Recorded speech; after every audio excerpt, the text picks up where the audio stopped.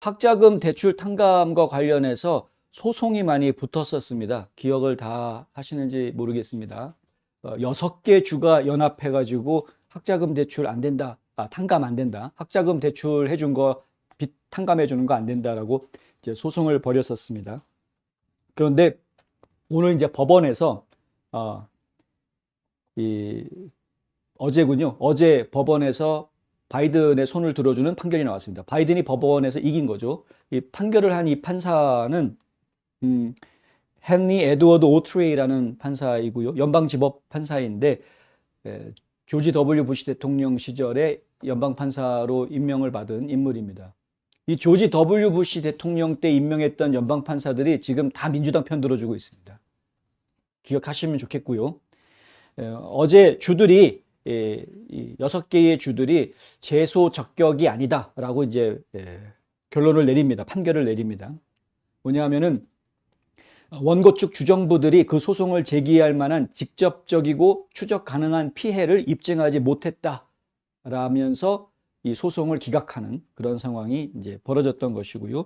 이 6개 주 정부는 다시 또 항소하겠다라는 이야기를 지금 내놓고 있습니다. 미주리, 아칸소, 캔자스, 네브라스카, 사우스캐롤라이나 이 법무장관들하고요. 그리고 아이오와 주의 법률 대리인까지 해서 6개 주가 이 소송에 참여를 했었는데 물론 이제 보수당이 이끌고 있는 공화당이 이끌고 있는 주가 28개인데 그중에서 6개 주만 참여했다라는 거는 좀 소극적이지 않은가라는 이제 지적도 있을 수도 있겠습니다만은 하지만 6개 주에서는 일단 이것을 문제시 삼았고요. 이 프로그램이 주 정부나 주 경제에 피해를 줄 것이다. 그리고 공평하지도 않다라는 이제 주장들을 좀 했었습니다만 일단은 법원에서는 이번 연방법원에서는 받아들여지지 않았습니다.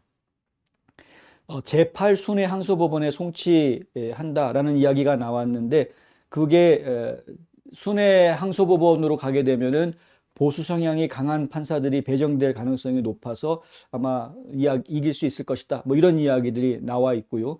하지만 이 항소심이 어떻게 진행될지는 모르겠는데 지금 다른 안 좋은 소식들도 함께 들려오고 있습니다. 뭐냐면 에이미 코니 베럿, 이 에이미 코니 베럿 대법관은 트럼프가 임명했던 대법관이었었죠. 그런데 어제 위스콘신 주에 있는 납세자 단체가 제기했던 항소심을 받아들이지 않았다라는 이야기가 나옵니다. 이것도 이제 학자금 대출 탕감 프로그램에 대해서 소송을 걸었던 거였는데 원심에서 져서 항소심을 하다가 대법원까지 이제 항소심을 했던 거였는데 대법원에서 이 항소를 받아주지 않겠다라고 지금 이야기한 것이었고 더군다나 그걸 받아주지 않겠다라고 이야기한 것이 트럼프가 임명했던 보수 성향의 대법관한테서 그런 말이 나왔기 때문에 학자금 대출 탕감에 대한 법정 도전은 그렇게 쉽지는 않을 것 같다라는 이야기들이 지금 계속 나오고 있습니다. 결국은 바이든이 학자금 대출 탕감 행정명령을 실천으로 옮길 수 있을 것 같다라는 이제 예상이 지금 나오고 있는 상황이고요. 근데 뭐 따지고 보면 사실 트럼프 전 대통령도 후보 시절에 본인도 만불 탕감에 대한 이야기를 했었던 것이기 때문에 뭐라고 이야기하기 좀 애매하기는 합니다. 어쨌든 CNN이 보도한 내용에 따르면 이번 주 일요일부터 정식으로 학자금 대출 탕감이 시작이 될 것 같다라는 이야기가 지금 나와 있고요. 처리가 시작이 되면은 아마 몇 주 안에 부채 탕감이 실제로 이루어지는 그런 현상들을 이제 볼 수 있게 될 거다. 이런 이야기들이 지금 나와 있습니다. 이것 외에도 그런데 다른 소송들도 더 있습니다. 애리조나주 같은 경우에는 마크 브루노비치 법무장관이 일자리 창출자 네트워크 재단, 그러니까 Job Creators Network Foundation이라는 데랑 그 다음에 카토 인스티튜트라고 그래서요. 카토 연구소, 여기도 보수적인 연구소인데 이들하고 같이 공동으로 지금 소송을 또 내놓은 것이 있고요. 그리고 그래서 사실은 이제 아직 소송들이 결론이 다 난 것은 아니다. 물론 이제 6개 주가 연합으로 소송을 한 것이 이게 지금 상징성이 크긴 했는데 그게 패소했지만 하지만 이제 항소하겠다는 얘기가 나왔으니까 지켜봐야 되겠고 대법원이 지금 심리를 안 하겠다라는 이야기가 나오고 있는데 그게 심리를 거부한 것인지 아니면 지금 여러 개의 소송들이 어차피 여기저기에서 벌어지고 있기 때문에 그 다른 소송들이 어떻게 진행되는지를 좀 지켜보고 나서 관여하겠다라고 한 발 빼는 것인지 이것이 지금 정확하게 확실하지가 않은 상황이어서 저희가 볼 때는 후자일 가능성이 큽니다만은 그래서 좀 더 시간을 두고 이 문제를 지켜봐야 하겠다. 아직 끝난 게임은 아니다. 이렇게 이제 결론적으로는 말씀을 드릴 수 있겠고요. 로이터 통신 같은 경우에는 지난 8월 25일에 보도했던 내용이 있습니다. 물론 로이터는 좌파 언론이라고 저는 분류를 하는데 근데 그들이 보도했던 내용 중에 이런 이야기가 나옵니다. 캐서린 코르테즈 마스토 상원의원, 네바다의 상원의원이죠. 요번에 공화당 후보한테 질 것 같은데 하여간 이 네바다 상원의원이 뭐라고 얘기했었냐면 저소득층 학생들을 위한 펠 그랜트를 확대하고 도움이 필요한 사람들에게 대출 탕감을 목표로 하며 실제로 대학을 더 저렴하게 취업할 수 있도록 하는 법안을 통과시키는데 더 집중해야 된다.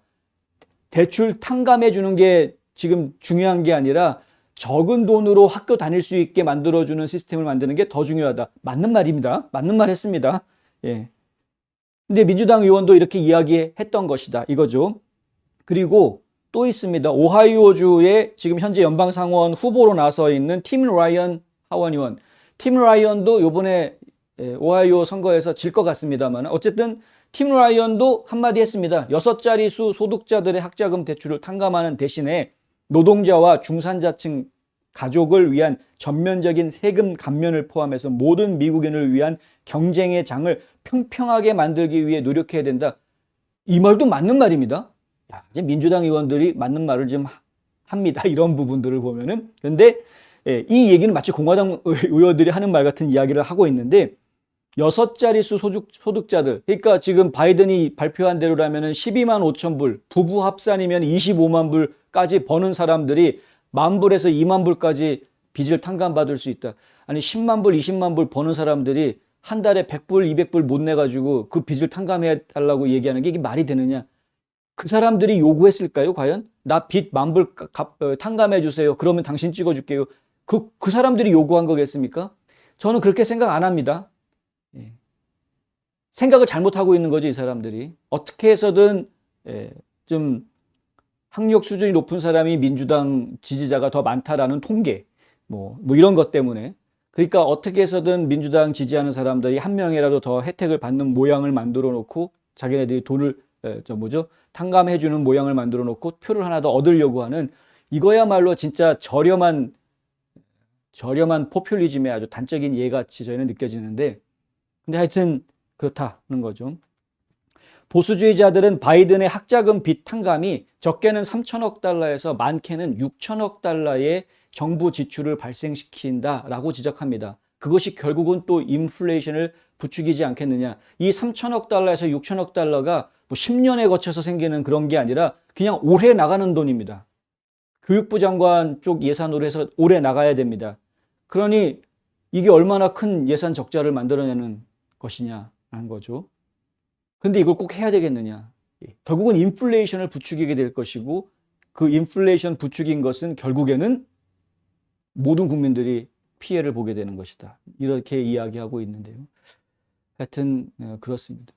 저희가 정부 조직을 볼 때마다 많은 분들이 그런 생각을 하시는 분들이 적지 않게 있는 걸 봅니다. 뭐냐 하면 정부가 우리한테 해준 게 뭐가 있냐. 혜택 받으려고 하시는 분들.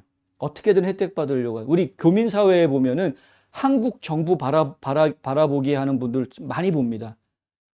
특히 단체 운영하시는 단체장들 보면은 한국 정부한테 지금 지원받는 거 여기에 막 혈안이 되어 있는 분들 많이 보이는데 그러지 마십시오. 그러지 마십시오. 아니 뭐 미국에 나와 있는 우리가 한국 정부에다가 세금을 주는 것도 아니고 왜 한국 정부한테 어떻게 뭐 좀 떡국물 얻어 먹으려고 왜 그런 데 관심을 기웃거립니까?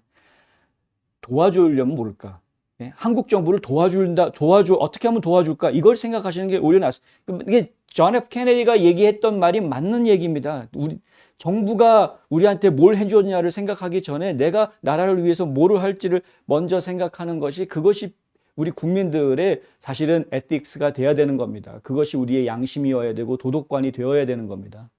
국민 윤리들을 안 가르친 지가 너무 오래돼가지고 국민들이 그런 걸 잘 모르는 것 같습니다, 요즘.